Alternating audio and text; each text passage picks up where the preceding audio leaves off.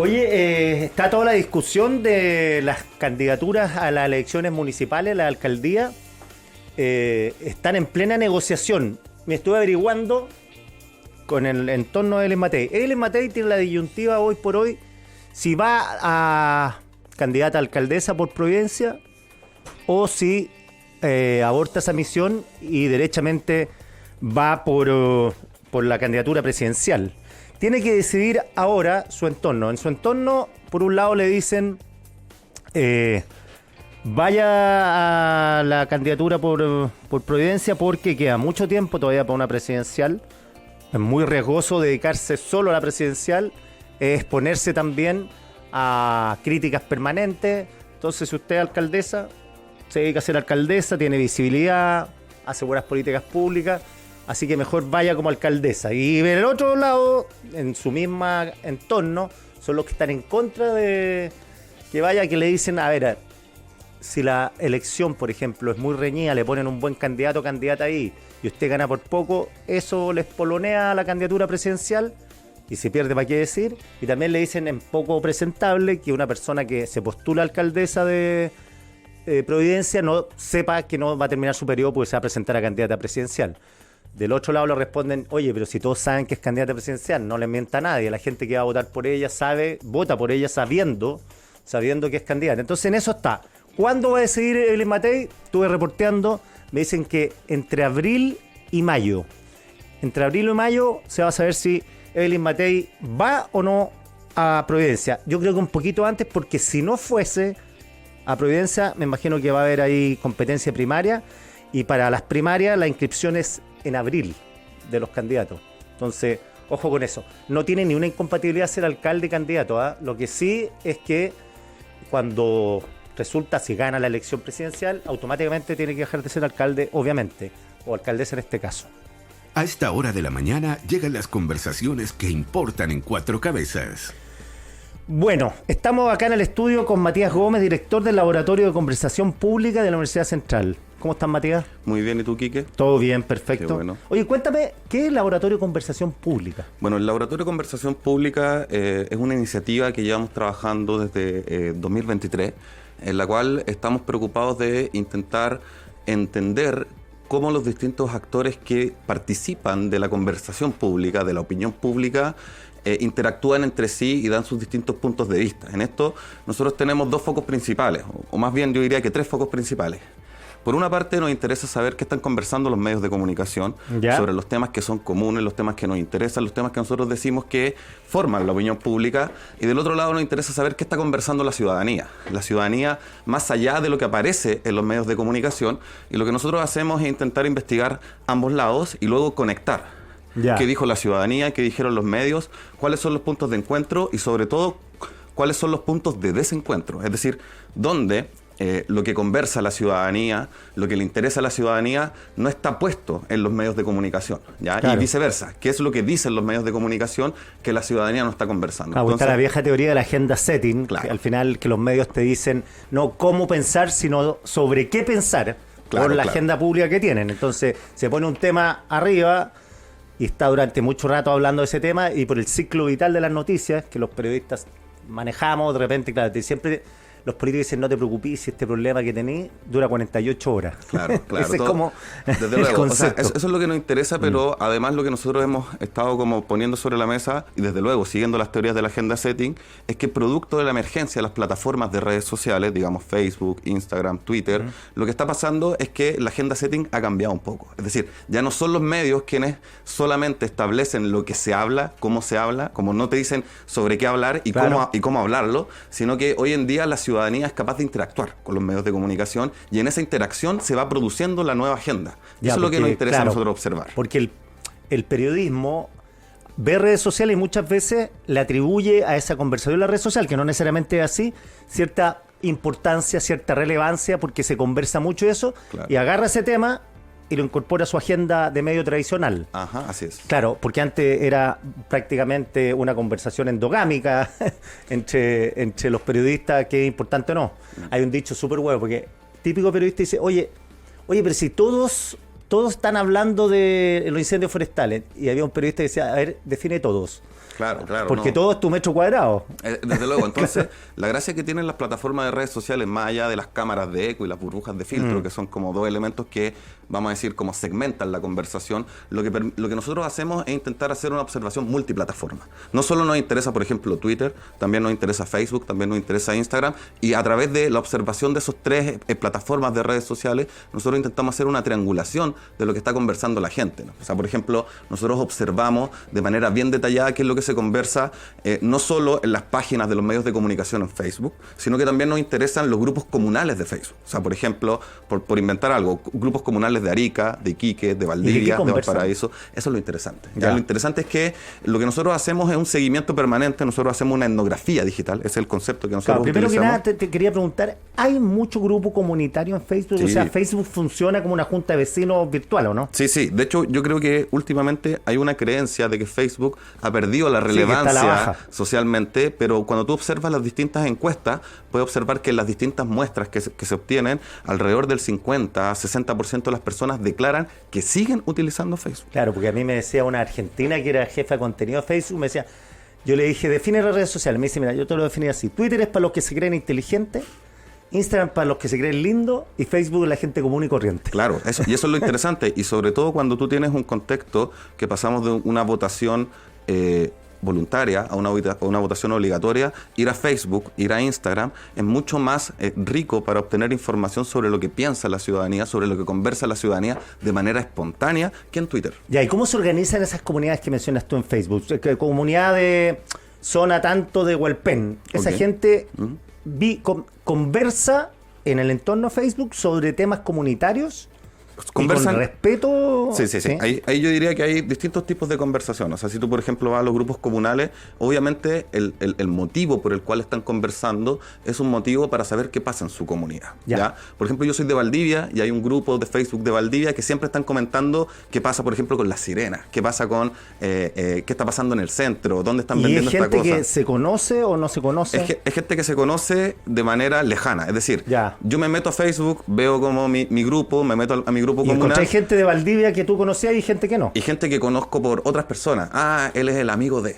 Ya, y empieza a armarse el grupo. Exacto, entonces conversan sobre temas comunitarios y en la conversación sobre esos temas comunitarios, y esto es lo que nos interesa a nosotros, empiezan a emerger temas que son transversales a los distintos grupos. Por ejemplo, el último informe que nosotros hicimos en el Laboratorio de Conversación Pública, lo que vimos es que independiente del grupo, de la zona geográfica, del tema, etcétera, etcétera, etcétera, las personas están preocupadas del tema de justicia. ¿Ya? Las personas conversan sobre la justicia y tienen distintas visiones sobre la justicia, ¿refería al Poder Judicial o la justicia como concepto? Eso es lo interesante, porque en general cuando las personas conversan sobre los temas de justicia hacen distinciones. ¿Ya?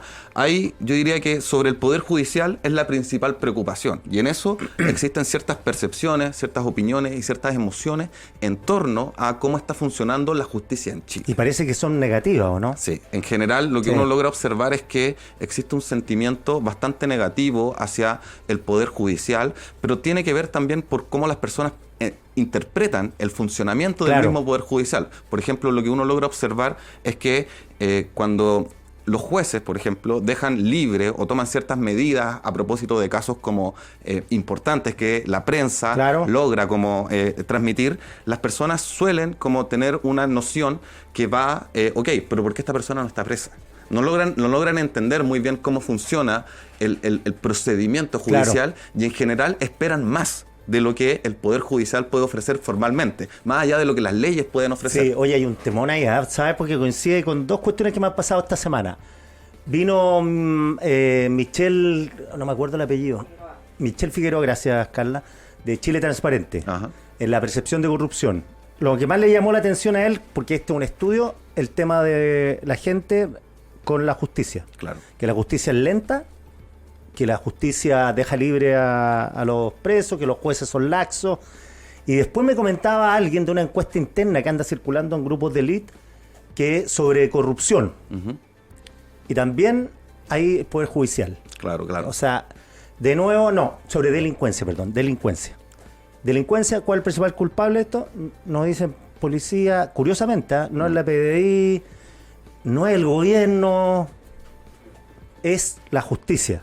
Entonces, lo que me dices tú me coincide, me pasó esta semana. Sí, no. Sí. O sea, de hecho, lo interesante que se es puede que... estar incubando ahí algo, porque la justicia, en toda la crisis de las instituciones, ha pasado bien colada. Claro, y ese es justamente el punto, porque lo que a nosotros nos interesa un poco, esta brecha que se produce entre lo que conversa la ciudadanía y lo que aparece en los medios, es que nosotros creemos que hay algo que no se está viendo de manera muy clara, y es que la ciudadanía que nosotros pudimos observar, la gente que, ojo, hay que ser bien claro, la gente que está dispuesta a comentar en Internet, que es un grupo bien particular también, Sí, en general hay dos formas de entender el Poder Judicial en Chile. Una es decir como el Poder Judicial funciona mal. ¿Ya? Es decir, que el Poder Judicial no está haciendo bien su trabajo. Y en eso se suele confundir jueces con fiscales, con las policías, todo. Carabineros, la PDI. Es una majamama. Claro, y no saben quiénes toman las decisiones, Claro. en qué momento, en qué contexto, Porque dicen, etcétera. no, la fiscalía siempre deja libre a los tipos, los fiscales no dejan libre a nadie. Claro, y porque Son los jueces. Son los jueces, exactamente. Entonces confunden eso, y porque obviamente el Poder Judicial es súper burocrático, es bien complejo Claro. de entender, y uno mismo de repente no logra entender muy bien las cosas que pasan. Entonces hay una idea de que hay una mala justicia, o la justicia se aplica mal. Y en eso hay distintos derivados, ¿ya? Y por el otro lado, tenemos algo que yo creo que es más grave aún, que es hay una ausencia de justicia. El Poder Judicial no aplica justicia. Claro. ¿Ya? Y eso yo La creo... tipo que hoy me asaltaron, anda a hacer la denuncia. No, pues si no va a pasar nada. ¿Para qué? ¿Para qué voy a ir? ¿Para qué? Exacto. No, la policía es lenta, me van a enfrentar, voy a tener que sentarme frente al delincuente, el pato malo lo dejaron libre, me van a venir a Claro, me va a venir a justiciar. amenazar, claro. Entonces, al final, eso está muy, muy, muy difundido. Y en eso lo que termina pasando es que tanto como la idea de que la justicia funciona mal o que hay una ausencia de justicia, hay personas que van más allá incluso. Y no solo constatan el hecho o el estado de opinión sobre la justicia, sino que, y yo creo que esto es lo más preocupante dado el estado y el ánimo social que tenemos, hay gente que propone formas alternativas de justicia. Justicia por las propias manos. Exacto. Y eso, o sea, por ejemplo, uno podría decir que en Chile llevamos quizás como una década de detenciones ciudadanas, y eso con el tiempo lo que ha tendido a pasar es que en Internet se observa un aumento de la legitimidad de las detenciones Todo el ciudadanas. rato, coincido totalmente. Y eso es bastante preocupante. Sí, pues, mira, aquí yo tengo las teles prendidas en la mañana. Me ha tocado ver en el último, hoy día y hace 2 días, un personaje que iba a entrar a una tienda, había una niñita, el gallo la toqueteaba, el gallo se va y viene una manga de gente y le empieza a sacar la cresta literalmente. Y hoy día también, golpiza de un grupo de vecinos contra un tipo, debe ser un tipo que está delinquiendo todo, pero la justicia por las propias manos es más extendida de lo que la elite crea. Mucho más extendida. Mucho más. Y es porque justamente una cosa que tú mencionabas a la pasada, la demora de la justicia. Claro. Las personas tienen, yo diría, como una necesidad de poder, o lo que declara en Internet, una necesidad de poder resolver las cosas ahora ya. Porque Claro. ven que los procesos se alargan. Entonces, lo que ha tendido a pasar, y yo diría que esto es como una subjetividad colectiva, es que como el Poder Judicial no va a funcionar, como la Corte no va a funcionar y probablemente no falla a mi favor, sino que falla a favor de dejarlo libre, unas Los cautelares. garantistas. Los garantistas. Lo que hay que hacer es tomar las acciones ahora ya. Sí, pues yo hablaba con la dirigente de campamento, yo le decía, ¿cómo resuelve usted? No, me dice, los carabineros no existen, la iglesia católica no existe, así que cuando haya un gallo que le pega a una mujer, nosotros las mujeres vamos con palos y le sacamos la cresta. Y después me decía, y para los que venden droga, vamos, lo echamos del lugar para que no con los hijos. Pero ausencia de Estado, pero totalmente. Claro, y esa percepción, como esa sensación que tienen las personas, en el fondo lo que termina haciendo es horadar la legitimidad de las instituciones. Claro. Entonces, como todo este proceso de crispación social que puede ocurrir, digamos, entre ciudadanía e instituciones, de que hay algo latente ahí que hay que observar, no solo va a ocurrir ahí, sino que también puede ocurrir dentro de la misma sociedad. Es decir, las personas entre sí pueden entender que como la justicia no funciona y no va a resolver sus conflictos, se empiezan a enfrentar entre ellos, y eso sigue aumentando como esta idea de que no hay normas, de que no hay leyes, o que las normas y leyes que existen de manera legal no se aplican, y por tanto pasamos a un estado de anomia social. Y la mala noticia es que nada indica que los tiempos de la justicia van a cambiar, que los tiempos de la fiscalía van a cambiar. El crimen organizado es una empresa con una capacidad de innovación increíble. Entonces, estamos enfrentando un problema de delincuencia sin las armas del siglo XXI. Claro. Entonces, lo que termina ocurriendo es que no solo se legitima la violencia, sino que hay otras cosas que son como, yo diría, un poco más desesperanzadoras desde mi punto de vista. O sea, uno de ellos es que logramos observar que en el último año la demanda por pena de muerte está aumentando. O sea, las personas creen que la pena de muerte como mano dura es una forma de resolver las cosas ahora ya y de espantar. Te puedo asegurar que un candidato que postule pena de muerte va a ganar harto voto. Sí, y eso lo puedo asegurar. Es bastante preocupante. Claro, si un tipo llega y dice lo que nadie se atreve a decir, pena de muerte para los violadores, voto seguro. Claro. No sé cuántos, pero va a tener una cantidad de votos. Entonces, todo esto termina en que hay como, digamos, lo voy a decir de esta forma, una salida autoritaria, como un resultado autoritario, es algo que dentro de la sociedad empieza a ganar legitimidad cuando ven que las instituciones del Poder Judicial no funcionan, ¿ya? Oye, leí en la mañana y te lo recomiendo, no sé si la leíste o no, pero se lo recomiendo a todos los que no estaban en la mañana, una columna en el diario El País de Martín Caparrós que habla precisamente, dice, la eficracia a raíz de Bukele, que va a ganar con 80-90% de los votos. Entonces dice, ha llegado el tiempo, por culpa de la democracia, o más bien de la gente que dice ejercer la democracia, dice, la democracia nos han vendido como fe religiosa que ayuda a espantar todos los males y tenemos un continente sumido en la miseria y en la pobreza con supuestamente democracia. Entonces, ¿qué viene ahora? Que la gente está esperando que solucione sus problemas, no importa el método.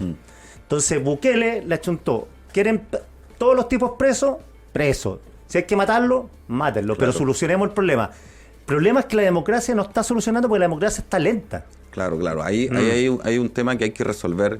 Ahí honestamente yo quedo con un poco más sin armas para poder, o sin herramientas para poder está complejo. Resolver ese tema, pero sí en el fondo hay una desesperanza de la ciudadanía aprendida. Y hay otras personas que, no proponen pena de muerte, y yo diría que esto es aún más desesperanzador, que creen que en la tierra nunca va a haber justicia y que solo va a haber justicia divina. Por eso era interesante lo que tú me decías al principio, de qué tipo de justicia estamos hablando.